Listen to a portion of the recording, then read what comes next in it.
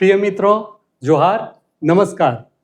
मैं आप सबों का स्पर्धा लर्निंग प्लेटफॉर्म पर बहुत बहुत स्वागत करता हूं और उम्मीद करता हूं कि you all are mentally and physically fit.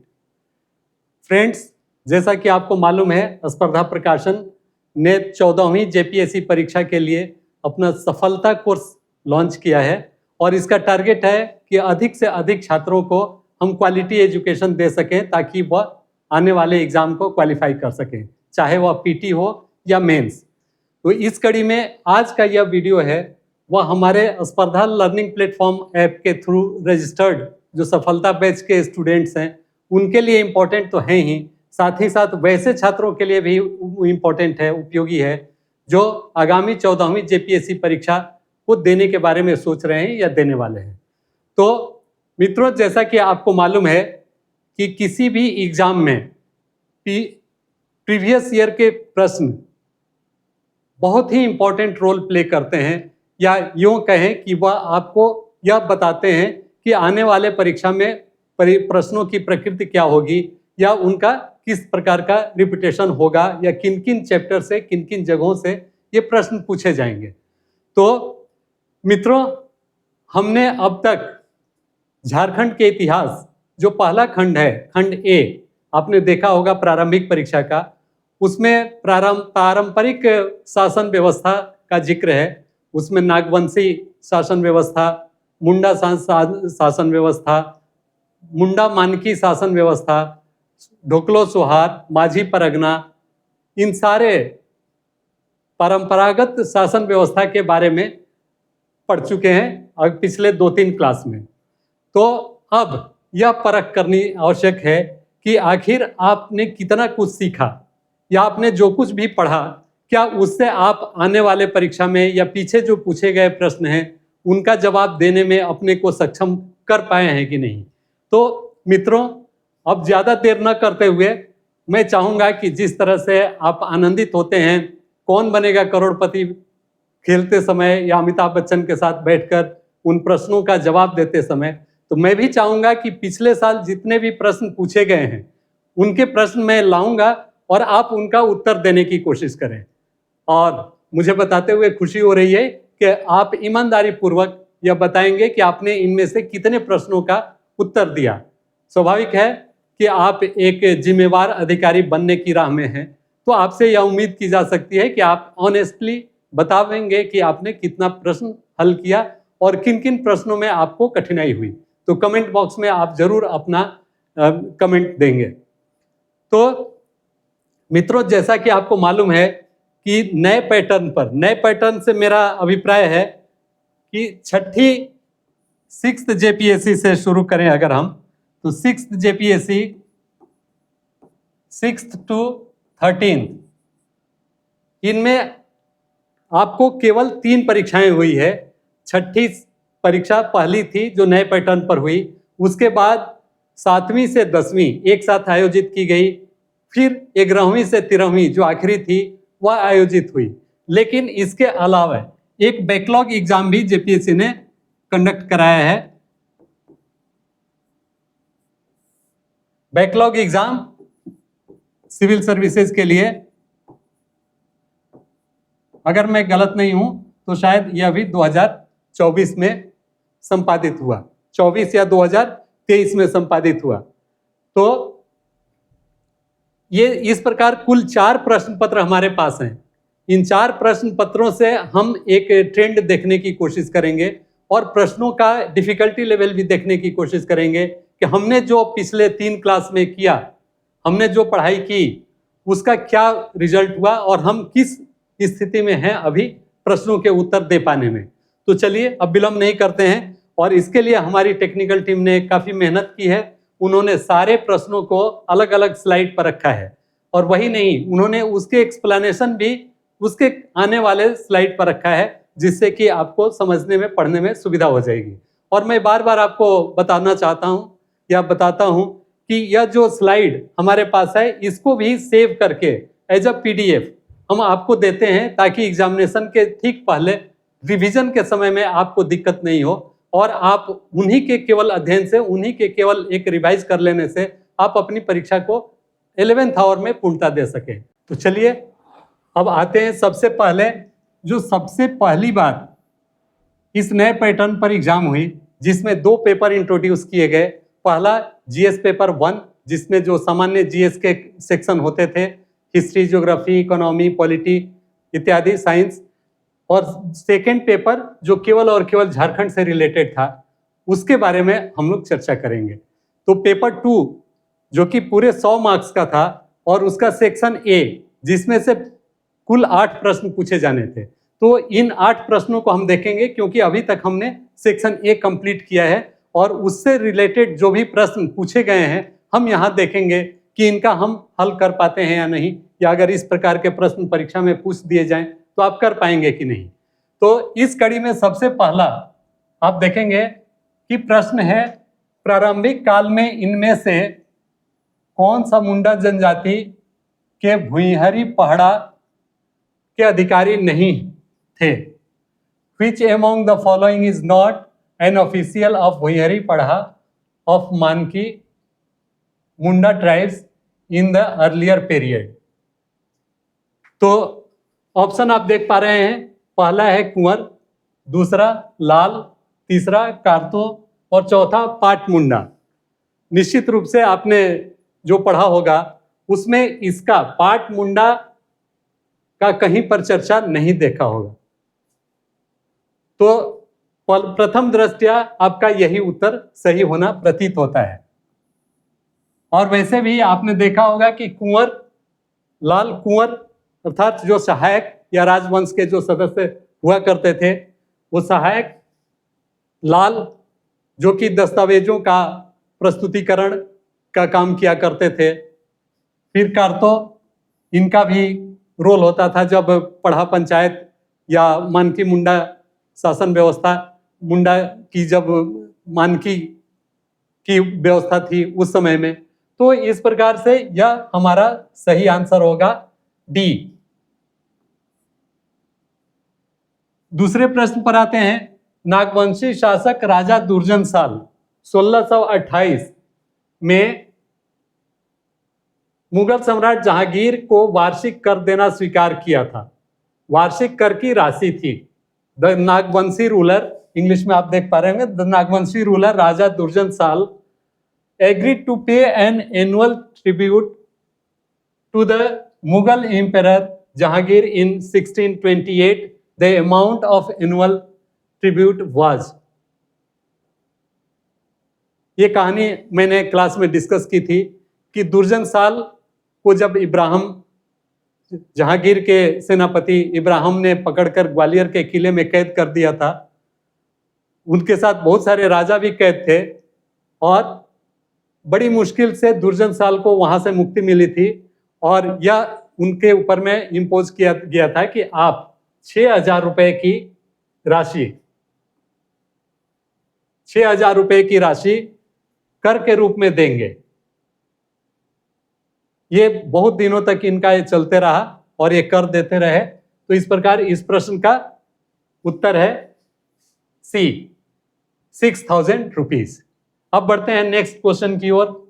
प्रारंभिक काल में महतो के कार्यभार से पहले उरांव ग्रामों का पुरोहित एवं लौकिक प्रधान कौन था?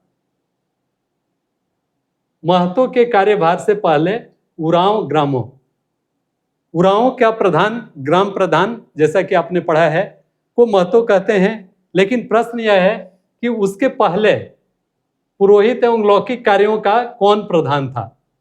तो गुरैत नहीं था, बिकॉज गुरैत संदेश वाहक का एक तरह से कहीं की काम करता था। पुजारी तो खैर था ही नहीं कोई वर्ड। बैगा जो पूजा पाठ के लिए जाना जाता था, और अन्य जो व्यवस्था में, शासन व्यवस्था में, बहुत सारे शासन व्यवस्था में पाहन भी यह कार्य संपादित करता था। तो इस प्रकार इस प्रश्न का उत्तर बी होगा, Baiga. Who was the sacerdotal and secular head of the Uran village before the office of Mahto in the earlier period? तो स्वाभाविक है इसका आंसर आपको बी होगा। अब आगे बढ़ते हैं चौथे प्रश्न पर। संथालों के सामुदायिक व्यवस्था में माझी का उप प्रधान कौन था? Who was the deputy head of Majhi in the community system of Santhal? और संथाल की जो व्यवस्था थी उसको हम क्या बोलते हैं? माझी परगना सिस्टम। तो माझी परगना सिस्टम में कौन सेकेंड मैन ऑफ माझी? माझी का उप माझी कह लें हम कि उप माझी कौन था, उप प्रधान कौन था? तो अगर आपको याद होगा उस समय की का जो हम लोगों ने चर्चा की थी, इन सारे टर्म्स के बारे में हम लोगों ने चर्चा की थी। प्रधान शब्द तो उस समय होता ही नहीं था। बैगा, बैगा इस व्यवस्था में नहीं था। अभी जस्ट आपने पढ़ा कि उरांव में बैगा की व्यवस्था है। गुरैद जो कि संदेश वाहक है। फिर बच क्या गया? परानिक या प्रामाणिक जो कि पूजा पाठ करने कराने से संबंधित, जो कि माझी का उप प्रधान के रूप में काम करता था। तो परानिक की ये व्यवस्था थी। और साथ ही साथ आपने पढ़ा होगा उस क्लास में कि जोग माझी का भी एक पद हुआ करता था। तो जोग माझी का दायित्व होता था कि वह जो युवा वर्ग है उस पर नियंत्रण रखे या उनके शादी से संबंधित जो मामले आए उनका वह देख रेख करे। तो जोग माझी उसे बोलते थे और उप माझी परानिक या परमाणिक को बोला करते थे। तो इस प्रकार इस प्रश्न का उत्तर आपको सी, फोर्थ का हु वाज द डिप्टी, तो सी इज द करेक्ट आंसर। फिर आगे बढ़ते हैं 5वें प्रश्न की ओर। मुंडा मान की व्यवस्था को किस अंग्रेज पदाधिकारी ने मंजूरी दी थी? जैसे ही मुंडा मान की व्यवस्था आए आप समझ लेंगे कि यह हो जनजाति की शासन व्यवस्था से संबंधित है। और यह सबसे इंपॉर्टेंट इसकी बात यह है कि इसको कानूनन रूप से अंग्रेजों ने भी मान्यता दी नहीं बल्कि वो मजबूर हुए मान्यता देने के लिए। 1832-33 के बीच में ये कोल्हान क्षेत्र में कोल विद्रोह हुआ जो हो लोगों का विद्रोह था और काफी वह सशक्त था, जो अंग्रेजों के लगान वसूली या उनके जो परंपरागत शासन व्यवस्था है उसके तोड़ने की साजिश करने के विरुद्ध हुई थी। तो उसमें अंततः थॉमस विल्किंसन जो यहाँ का पदाधिकारी था और उसने एक रूल लाया जिसे विल्किंसन रूल भी कहा जाता है। उसके तहत यह मान की व्यवस्था को उस पदाधिकारी ने इस व्यवस्था को इसको शांत करने के लिए उस विद्रोह को और अपनी व्यवस्था अंग्रेजी व्यवस्था को लागू करने के लिए कोर्ट कचहरी और जो उनके बनाए रूल रेगुलेशन थे उन्होंने मानकी मुंडा शासन व्यवस्था को मंजूरी दी, लेकिन कोई वित्तीय अधिकार नहीं दिया। कर वसूलने का तो इन्होंने दिया, जिम्मेवारी दिया, लेकिन मानकी मुंडाओं को उसमें से कोई हिस्सा मिले ऐसा कोई उन्होंने प्रावधान नहीं किया था। तो इस प्रकार Thomson, Carlyle, Cleveland, Thomas Wilkinson, तो हमारा सही आंसर होगा Thomas Wilkinson. Which British officer recognised Munda Manki system? तो इसका आंसर होगा Thomas Wilkinson. Okay, then proceed. Question number 6 पर आते हैं। कौन सा कथन ढोकलो सोहार महासमिति के लिए सही नहीं है? इस पर हमेशा आप ध्यान देंगे। आप यूजुअली कभी कभी जल्दीबाजी में नहीं का शब्द भूल जाते हैं जिससे बिल्कुल ही उल्टा आंसर आप निकाल लेते हैं। तो मित्रों, मैं आपसे बार बार रिक्वेस्ट करूंगा कि एग्जामिनेशन हॉल में इस प्रकार के जब भी प्रश्न है तो उसको ध्यान से देखें कि नॉट है या नहीं है, उसके अनुसार आप उत्तर ढूंढने की कोशिश करें। तो ढोकलो सोहर, विच स्टेटमेंट रिगार्डिंग ढोकलो सोहर महासमिति इज नॉट करेक्ट? कि उनकी जो ये महासभा, ढोकलो सोहर का अर्थ हमने उस दिन बताया था कि ढोकलो सोहर मीन्स सभा का सभापति। तो सभा का सभापति जो इनकी महासमिति होती है वो ढोकलो सोहर की महासमिति, उसमें पंचायती राज इलेक्शन का विरोध, oppose the Panchayati Raj election उन्होंने किया, क्योंकि ये चाहते थे कि इनकी परंपरा लागू रहे और इसमें गवर्नमेंट का हस्तक्षेप नहीं हो, ताकि इनकी जातीय संस्था जो है वो मजबूत रहे और आगे की तरफ बढ़े। तो इसलिए इन्होंने इसका विरोध तो किया था, पंचायती राज का समर्थन किया, ये सही है, ये नहीं है। जाति प्रथा का समर्थन किया, बिल्कुल। मुंडामान की व्यवस्था को स्वीकार करना, तो ये इतना सही है। तो इसमें सही नहीं क्या है कि पंचायती राज का समर्थन इन्होंने नहीं किया था, ये हमारा रॉन्ग है, इसलिए राइट आंसर है, करेक्ट। फिर आगे बढ़ें। उसके बाद आप देख रहे होंगे ये 7वां, जिसने जंगल को साफ किया और खेती के लिए तैयार किया, उस परिवार को क्या कहते हैं? The families who cleared jungle and prepare lands for plough and were known as Bhuiharans, चलो पच्चो, बैगा, पुजार। सिमिलर है इंग्लिश में भी, भूइहारीज, चलो पंचो, बैगा, पुजार। तो चलो पच्चो तो आपने नहीं देखा होगा कहीं, बैगा देखा होगा, तो बैगा को आप पुजारी के रूप में देखे होंगे, पुजार करके कोई वर्ड नहीं आता है, तो इसलिए बच गया भूइहारंस। और वैसे भी भूइहरी गांव भी उसको बोला जाता है, जिसको कि काट के जमीन साफ करके और खेत बनाए गए, पहले कुटकट्टी भी बोला गया, उसके बाद इसके ये भूइहरी भी इन्हें बोला गया। तो इस तरह से भूइहारंस इसका करेक्ट आंसर होगा, ऑप्शन ए। आखिरी प्रश्न उस साल जो पूछा गया इस सेक्शन से, सेक्शन ए से, कि ग्रामीण शासकीय व्यवस्था में बैगा को क्या कार्य हैं। तो अभी हम लोगों ने डिस्कशन इस पर की कि बैगा को ग्राम प्रधान भी बोलते हैं, खासकर बिरहोर फैमिली, बिरहोर में बैगा ग्राम देवी देवताओं को शांत करने वाला या पूजा करने कराने वाले व्यक्ति को कहा जाता है। तो स्वाभाविक है A is the correct answer. In village organisation the function of the village Baiga, Oraon, खासकर उरांव जातियों में यह है कि to propitiate village deities, to work as village servant, to work as carpenter, to work as blacksmith। तो ये इसका करेक्ट आंसर है। अब आप देखेंगे कि आपकी सुविधा के लिए हमारी टीम ने उसका पूरा का पूरा एक्सप्लेनेशन भी आपके सामने रख दिया है, जो कि आप आराम से इसे पढ़ लेंगे, इसमें आपको क्लियर हो जाएगा।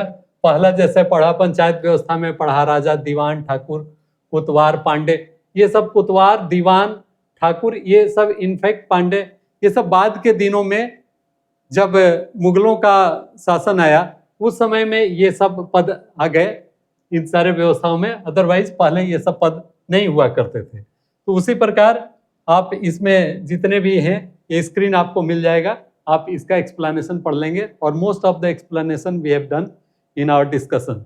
सो अब इसको फिर से पढ़ने की कोई आवश्यकता नहीं है, आप इसे देखेंगे और पढ़ लेंगे, आपकी क्वेरी पूरी हो जाएगी। वो आगे बढ़ते हैं। तो हम डिस्कस कर रहे थे 7वीं सिविल सेवा परीक्षा की, जेपीएससी की। तो मैंने बताया कि 19/9/21 को इस परीक्षा की पीटी हुई थी, और सबसे बड़ी बात यह थी कि यह परीक्षा कुल 252 पदों के लिए हुई थी, 252। और क्या संजोग है कि यह परीक्षा संपादित भी हुई थी, नंबर ऑफ पोस्ट इतने थे, और यह परीक्षा संपादित भी हो गई, फाइनल रिजल्ट आ गया 252 डेज में। यह इसका सबसे सुखद पहलू था कि बहुत कम समय में इस परीक्षा का रिजल्ट भी आ गया, और लोग जो इसमें क्वालिफाई किए वो ज्वाइन कर लिए। तो ये इस परीक्षा में क्या क्या प्रश्न पूछे गए थे इस सेक्शन से, उसको हम देखते हैं। पहला है, एक संथाल गांव में ग्राम प्रधान के सहायक को क्या कहते हैं? अभी हाल ही में, अभी तुरंत ही हम लोगों ने देखा है इसका उत्तर, प्रमाणिक या परानिक। तो need not to explain once again. फिर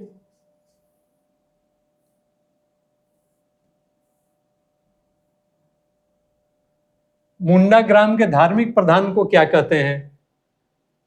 बताएं, आपको क्लियर होगा। मुंडा ग्राम के धार्मिक प्रधान को पाहन महतो देहरी नया, ऑब्वियसली पाहन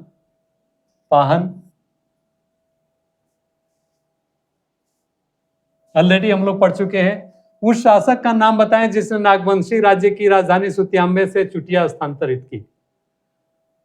इस पर भी हमने डिस्कशन की थी, बल्कि पूरी चार्ट आपको हमने दी थी और उसमें बताया था कि किन किन शासकों ने अपनी राजधानी को बदला, किन किन शासकों ने अपने पद को भी, अपने टाइटल को भी चेंज किया। तो उस क्रम में मैंने बताया था कि जो 5वें राजा थे Pratap Rai, name the ruler who shifted capital of Nagvanshi state from Sutiyambe to Chutia. तो ये प्रताप राय थे जिन्होंने अपने राजधानी को शिफ्ट किया। और सुतियाम्बे के किन का शासन था? जिन्होंने इस नागवंश की स्थापना की, फनी मुकुट राय सुतियाम्बे से उन्होंने किया, और प्रताप राय ने उसे चुटिया में, जो रांची के पास है, चुटिया स्थानांतरित की। और संभवतः इसी नाम से नागपुर, चुटिया नागपुर के नाम से छोटा नागपुर यह क्षेत्र एग्जिस्टेंस में आया होगा। तो इस प्रकार प्रताप राय इसका करेक्ट आंसर डी। अब अगले क्वेश्चन पर आते हैं, चौथे प्रश्न पर। चौथा प्रश्न है, पढ़ा पंचायत के प्रमुख को क्या कहते हैं? तो हाथू मुंडा ग्राम प्रधान, पढ़ा राजा, पढ़ा पंचायत का प्रमुख। तो इस प्रकार यह कभी कभी मानकी भी हो सकता है। उस दिन भी हम लोगों ने इस पर काफी विस्तार से चर्चा की थी। तो क्लियर है कि द हेड ऑफ पढ़ा पंचायत इज नोन एज पढ़ा राजा। और यहां पर आप कंफ्यूज नहीं करेंगे, पढ़ा और पढ़ा ये दोनों एक ही वर्ड है। आपको अगर PADHA भी मिल जाए या PADAHA तो भी वही होगा, और इसमें पढ़ा,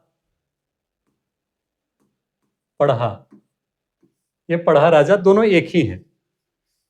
तो आगे नेक्स्ट क्वेश्चन, सेंद्रा बैसी क्या है?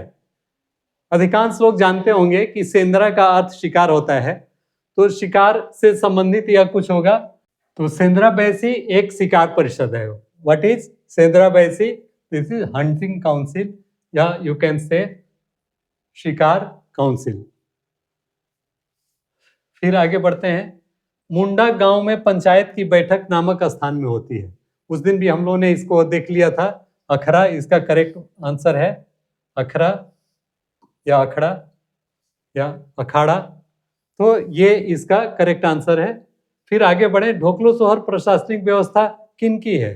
ढोकलो सोहर, उस दिन हम लोगों ने चर्चा की थी कि ढोकलो सोहर खड़िया जनजाति की शासन व्यवस्था है। ढोकलो सोहर खड़िया व्यवस्था, खड़िया की शासन व्यवस्था है। फिर आगे बिटलाहा क्या है? बिटलाहा के बारे में भी हम लोग काफी विस्तार से पढ़ चुके हैं, और जैसा कि उस दिन भी हमने बताया कि बिटलाहा एक कठोरतम दंड के अंतर्गत में आता है। जब यौन अपराध किया हुआ व्यक्ति अपने अपराध को स्वीकार नहीं करता है, या जो पंचायत द्वारा दी जाती है उसे सजा वह स्वीकार नहीं करता है, तो उसे बिटलाहा अर्थात गांव से निकालने की व्यवस्था काफी बेइज्जत करके या अपमानित करके उसे बिटलाहा कहते हैं। और a type of marriage, a kind of tax, a kind of punishment, a kind of punishment, एक प्रकार की सजा है जो बिटलाहा जिसका नाम दिया जाता है। आगे बढ़ते हैं, यहाँ पर भी आप देखेंगे कि सारे प्रश्नों का यहाँ पर सॉल्यूशन दिया हुआ है डिटेल में, और उससे आप इसमें देखें, बिटलाहा संथाल समाज में कठोर सजा है, यौन अपराध सबसे अधिक निंदनीय दंडनीय माना जाता है, और इसी के लिए इसकी व्यवस्था की गई है। उसके ऊपर हम लोगों ने पढ़ा ढोकलो सोहर खड़िया जनजाति की शासन व्यवस्था है, जिसमें ये हेड होते हैं। तो आप अगर इसे पढ़ लेंगे तो सारे टर्म्स भी आपको क्लियर होते चलेंगे। तो ये सारी चीजें हैं जो आप अपना देख लेंगे। फिर आगे बढ़ते हैं, अब इस एग्जाम के बारे में चर्चा कर लें। यह परीक्षा भी लगभग 11वीं से 13वीं जो परीक्षा हुई थी JPSC के, उसी की समकालीन थी और उसी के आगे पीछे चल रही थी। तो यह परीक्षा संपादित होती है 2024 में 21 जनवरी को, और सिमिलर है सिंस JPSC ही आयोजित कर रही है, इसलिए इसके भी प्रश्न मोर और लेस उसी की तरह हैं जैसे आपने छठी में देखा था या 7वीं से 10वीं के लिए देखा था। तो आइए इसको भी जल्दी जल्दी देख लेते हैं कि आखिर इसमें क्या क्या है। तो पहला प्रश्न इसमें है, निम्नलिखित में से कौन सा अधिकारी मुंडा पढ़ा पंचायत व्यवस्था का हिस्सा नहीं है? Which of the following officials is not a part of Mundas Parha panchayat system? अब इसमें ऑप्शन आप देखें, नेगी आपने नहीं पढ़ा होगा, पढ़ा राजा पढ़ा होगा, दीवान, ठाकुर। अब आप देखें कि निम्नलिखित में से कौन सा, ये सभी तो आपको मिलते हैं, निम्नलिखित में से कौन सा अधिकारी मुंडा पढ़ा पंचायत व्यवस्था का हिस्सा नहीं है? तो पढ़ा पंचायत में आपको पढ़ा राजा उसका हिस्सा है, दीवान भी उसका हिस्सा है, पदाधिकारी है, ठाकुर भी उसका हिस्सा है, तो नहीं कौन सा है? तो ये नेगी है। तो इसलिए हमारा करेक्ट आंसर नेगी। आगे बढ़ते हैं, नागवंशी शासन व्यवस्था में प्रशासन का प्रमुख कौन था?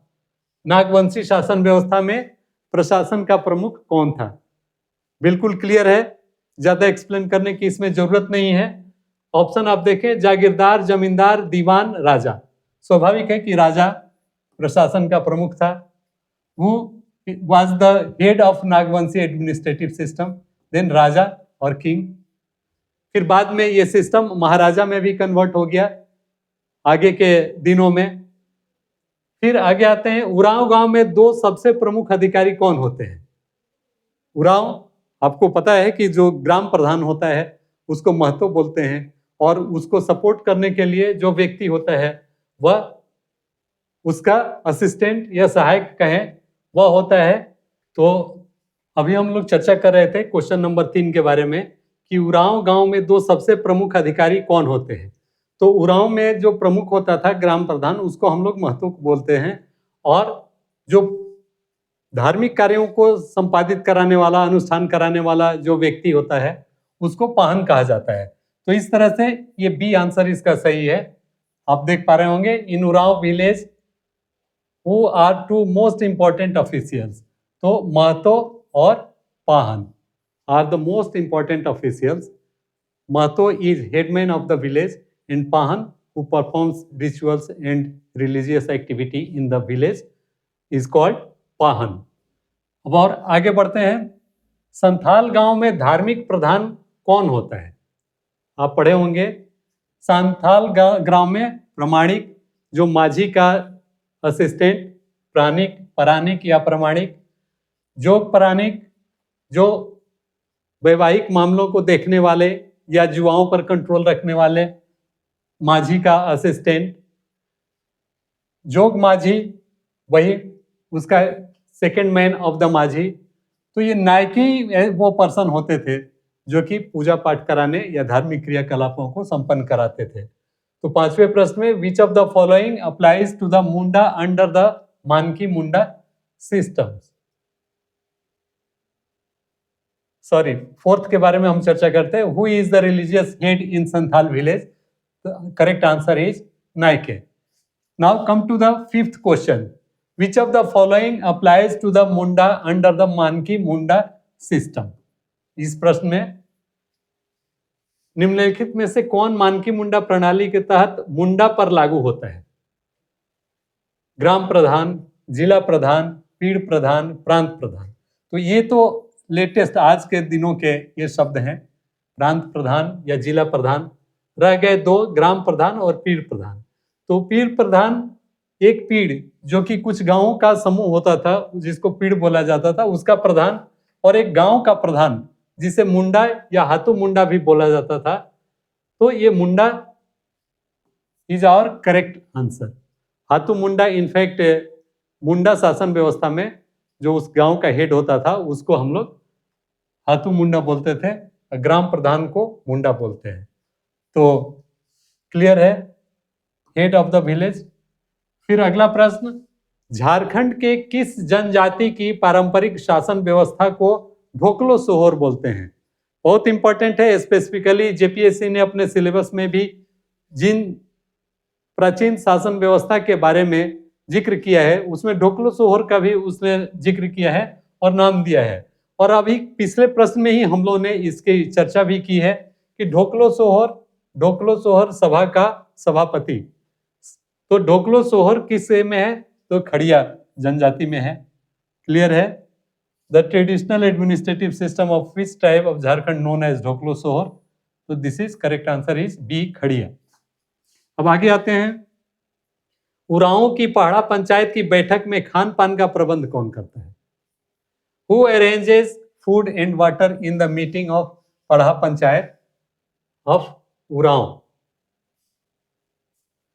तो इसकी इस टर्म की शायद हम लोगों ने चर्चा नहीं की थी, आप यहां जान लें कि भंडारी तो खाद्यान्न से संबंधित स्टोर करने का काम करता है, पाहन पूजा पाठ कराने का काम करता है, कोटवार वह भी इससे संबंधित नहीं है। तो रह गया पनभरा, ये पनभरा ही है जो कि बैठकों में उरांव की जब बैठक होती है तो उसमें वो खान पान का प्रबंध करता है।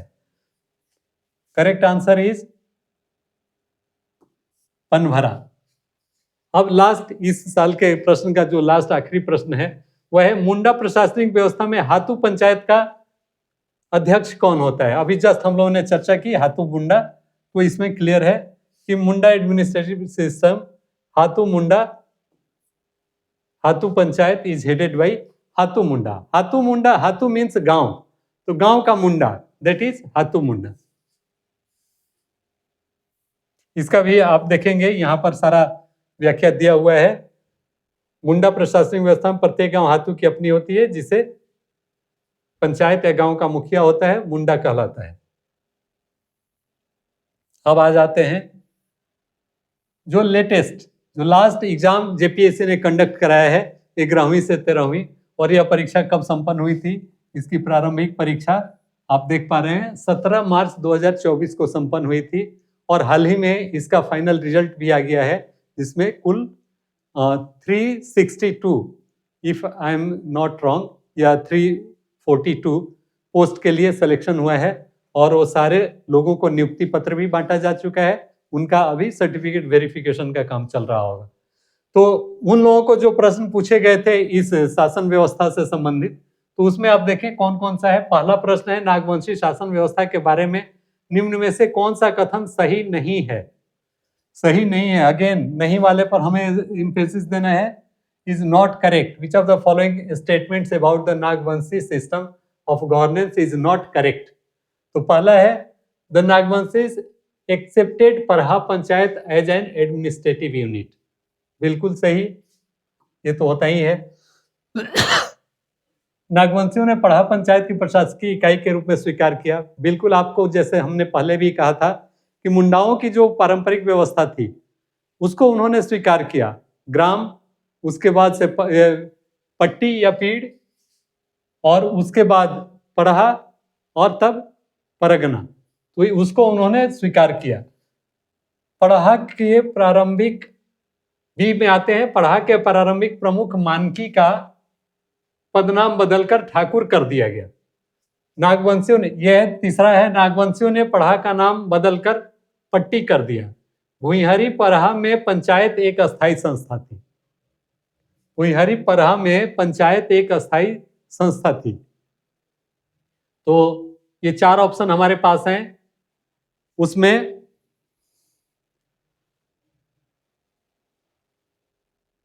गौर करें कौन सा करेक्ट आंसर होना चाहिए। पढ़ा का पारंपरिक प्रमुख मानकी का पदनाम बदलकर ठाकुर कर दिया गया, ऐसा कहीं लेख अभिलेख नहीं मिलता है। तो उसके बाद वाले पर आते हैं, नागवंशियों ने पढ़ा का नाम बदलकर पट्टी कर दिया, ये सही बात थी। ये भी कालांतर में हुआ था, बहुत बाद में हुआ था, हमें लगता है मुगल शासन आने के बाद हुआ था। उसके बाद भुईहरी पढ़ा में पंचायत एक अस्थायी संस्था थी, बिल्कुल ये सही बात है। भुईहरी और खुटकट्टी, ये 2 व्यवस्थाएं थी। खुटकट्टी वो थी जिन्होंने जमीन को, पेड़ को काटकर जंगलों को साफ कर खेत और अपने रहने लायक जगह तैयार की, और भुईहरी में जो बाद के लोग आए, जो बाद के लोग वहां पर बसे और उन्होंने जमीन को जो साफ की और उसके द्वारा जो गांव निर्मित हुए उसे भुईहरी।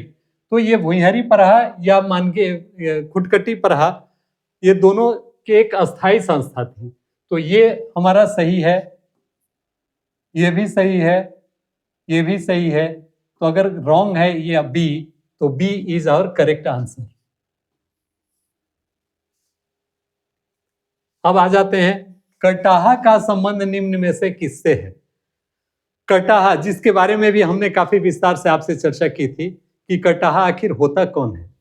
तो कटाहा प्रमुख व्यक्ति होता है जिसे उस गांव के 20-25 मानिंद या बुद्धिजीवी जिन्हें कहें व्यक्ति मिलकर चुनते हैं। तो कटाहा का संबंध परहा पंचायत से, मुंडा मानकी से, नागवंशी दरबार से या ढोकलो सोहर से?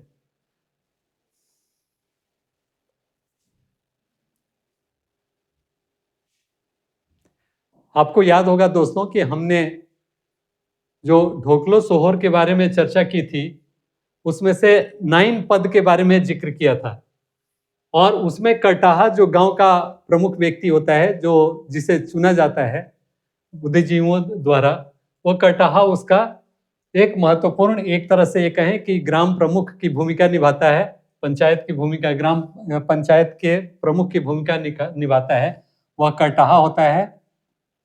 और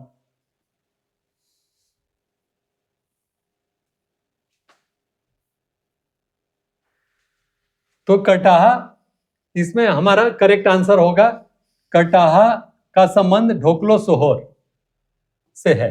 ढोकलो सोहर इज आवर करेक्ट आंसर।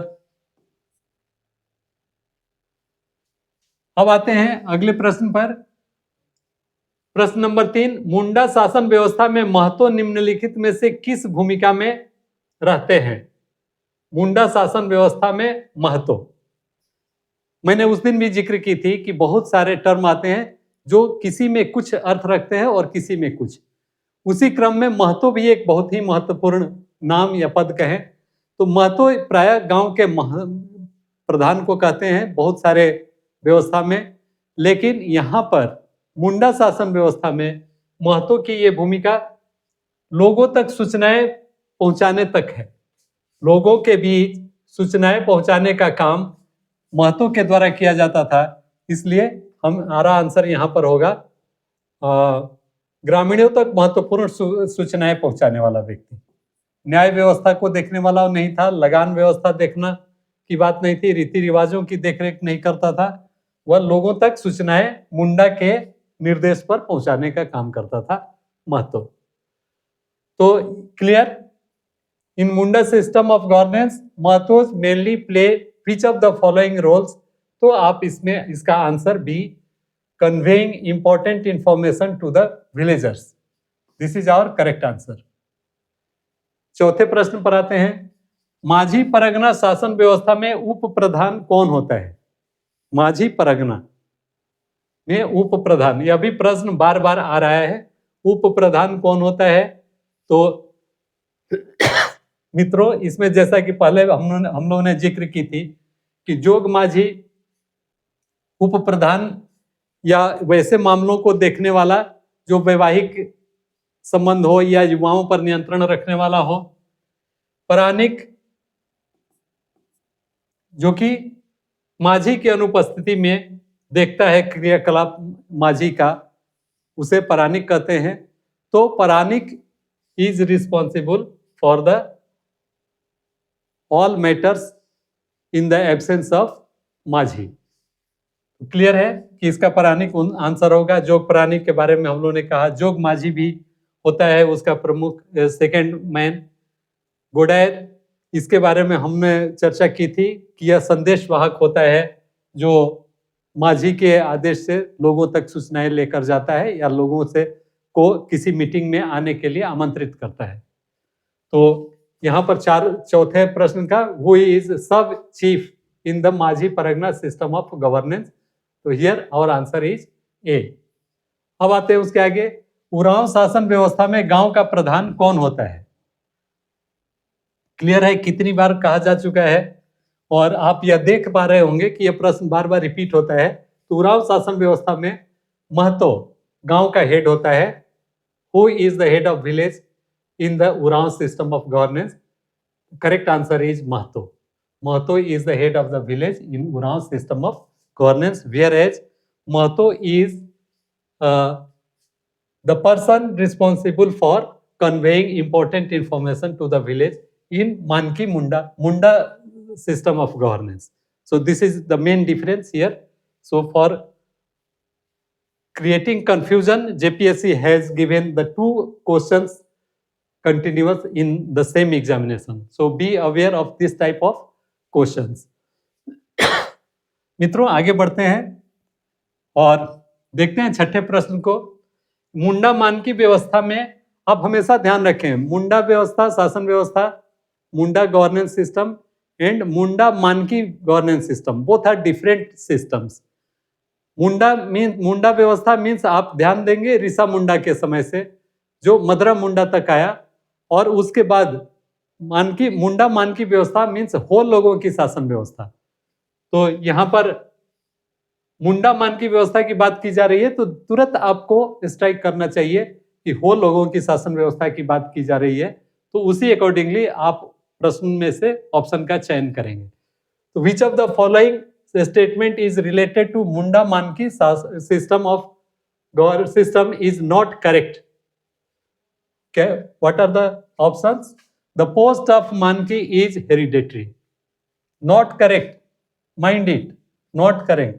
सही नहीं, इस पर आप ध्यान देंगे। तो पोस्ट ऑफ मानकी इज हेरिडेटरी, ये तो सही है, ऐसा होता है। मानकी का पद अनुवांशिक होता है, मानकी। नेक्स्ट, यदि मानकी बर्खास्त हो जाए तो उसके उत्तराधिकारी को उनका हक नहीं मिलता। बर्खास्त हो जाए तो उसके उत्तराधिकारियों को उसका हक नहीं मिलता, यह भी सही है। फिर आगे बढ़ते हैं। मुंडा को ग्राम प्रधान जबकि मानकी को पीड़ का प्रधान माना जाता है, यह भी बिल्कुल सही है।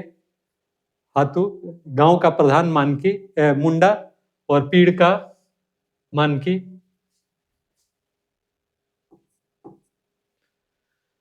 फिर वसूली राजस्व में मानकी को कोई अंश नहीं मिलता, यह भी एक तरह से सही है। तो फिर मुंडा मानकी व्यवस्था में संबंधित निम्नलिखित में से कौन सा कथन सही नहीं है? पहला, मानकी का पद अनुवांशिक होता है, बिल्कुल सही। यदि मानकी बर्खास्त हो जाए तो उसके उत्तराधिकारियों को उनका हक नहीं मिलता, यह भी सही। मुंडा को ग्राम प्रधान जबकि मानकी को पीड़ का प्रधान माना जाता है, यह भी सही है। वसूली राजस्व में मानकी को कोई अंश नहीं मिलता, यह भी सही है। एक्चुअली विल्किंसन ने भी इसकी कोई व्यवस्था नहीं कर रखी थी, लेकिन उस समय जो शुरू में कुछ व्यवस्था थी उसमें उनके प्रशासकीय कार्यों को देखरेख करने के लिए या किसी को अगर दंड दिया जाता था तो उसका कुछ अंश इनके पास रखा जाता था। इसलिए अगर उस दृष्टिकोण से हम सोचें, अगर विल्किंसन के हिसाब से अगर देखें तब तो नहीं मिलता था, लेकिन अगर पहले की जो परंपरा थी उसके अनुसार देखें तो कुछ अंश मानकी को राजस्व वसूली में से मिलता था। तो इसलिए इस आंसर को कुछ हद तक माना जा सकता है कि यह सही नहीं है, नहीं मिलता है, यह सही नहीं है। तो इसी के एंगल से इसका आंसर देना चाहिए मेरे दृष्टिकोण से। मैं देखूंगा कि हमारी टेक्निकल टीम ने इसका क्या उत्तर दिया है। अब आते हैं 7वें प्रश्न पर। नाया किस जनजाति पंचायत के मुखिया का नाम था? नाया,